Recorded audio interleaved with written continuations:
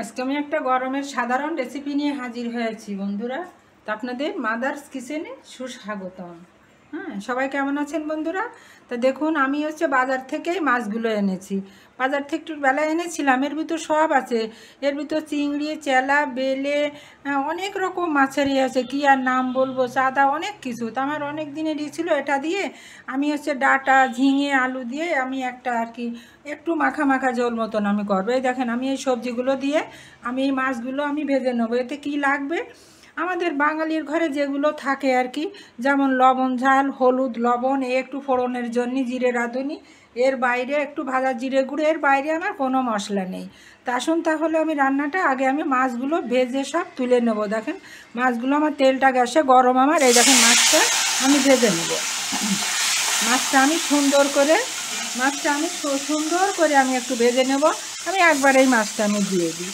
মাছটা যদি ভালো হয় তখন একটা কথা, অনেকে কাঁচা মাছ রান্না করে বন্ধুরা, কিন্তু কাঁচা মাছে তো হয় কি, ওটা মশলাপাতি দিয়ে মাখাটা ভালো হয়, কিন্তু এই যে আমরা যে ঝোলের যে রান্নাটা করি, এই রান্নাটায় কাঁচা মাছের স্বাদ আসে না।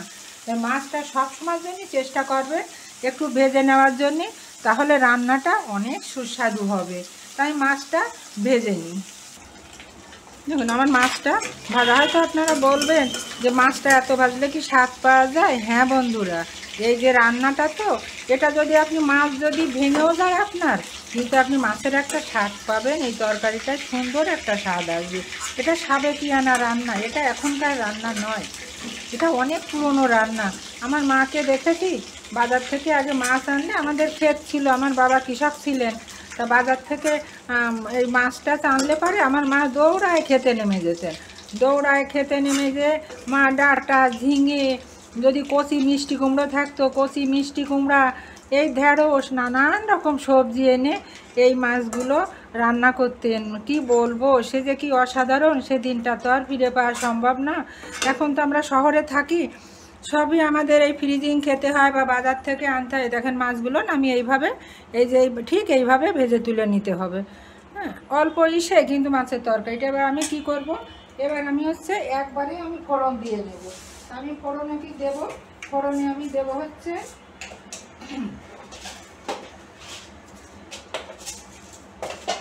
ফোড়নে আমি জিরে আর রাঁধুনি দেবো।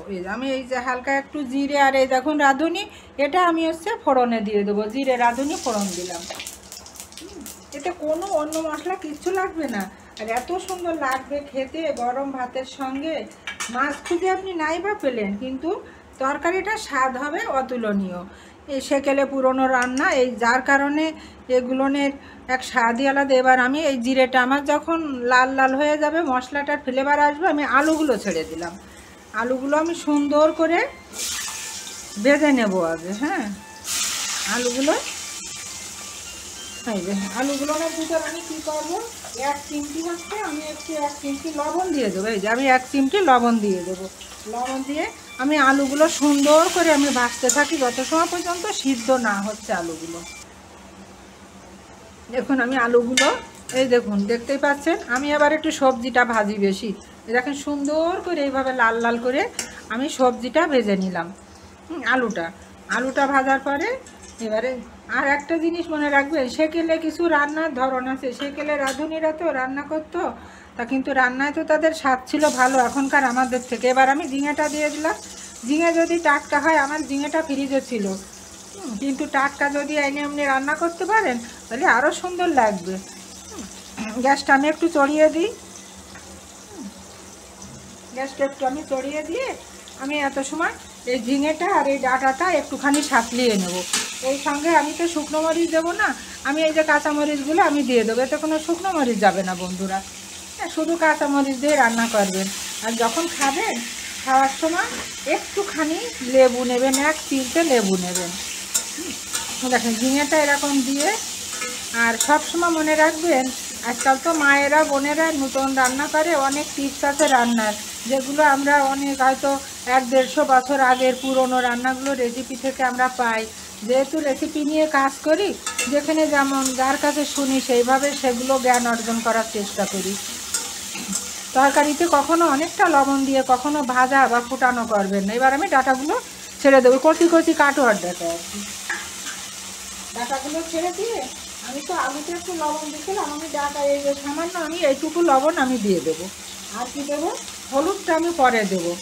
এটা একটা টিপস বলে দিই, হলুদটা যদি আপনি সবজি ভাজার আগে আপনি ব্যবহার করেন তাহলে সবজিটা ভাজা হবে না, সবজিটা কিন্তু পুড়ে যাবে।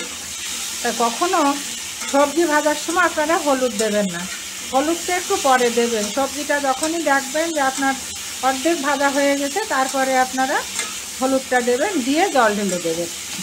আমার সবজিটা এইভাবে আমি খানিকটা সময় নেড়ে ভেজে নেব, খানিকটা সময় ভাজবো আমি সবজিটা।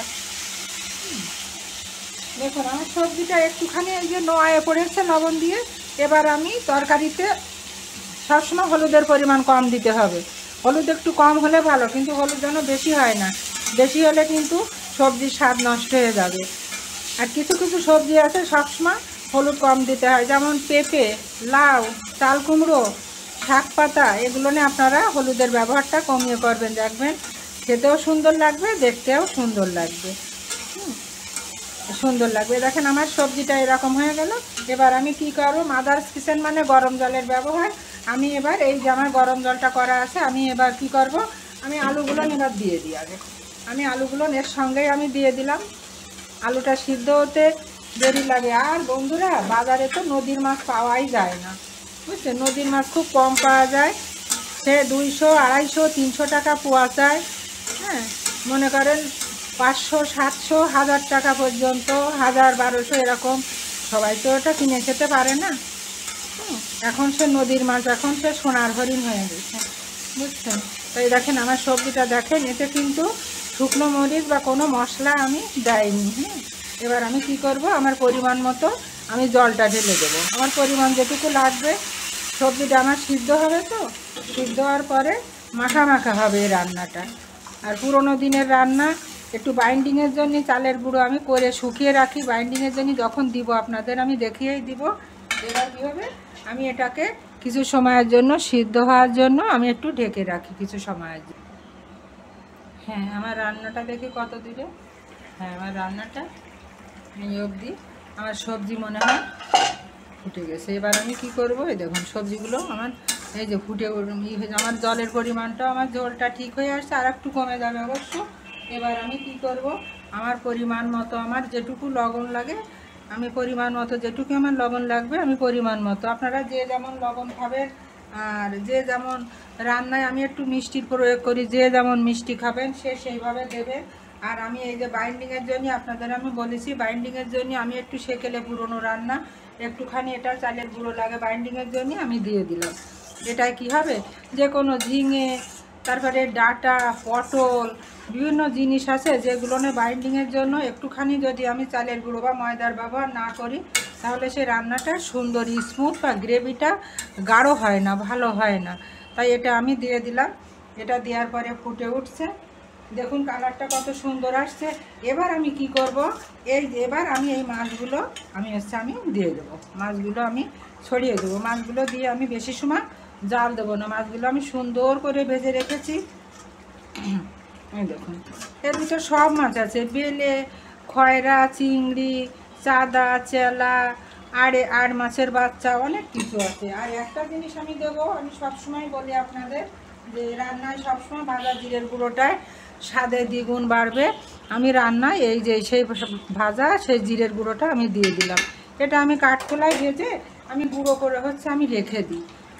সবসময় তো রান্নার সময় হয়ে ওঠে না, নানান ব্যস্ততার মাঝেও হয়তো রান্না করতে হয়, রান্নার দায়িত্বটা যেহেতু থাকে কাঁধে।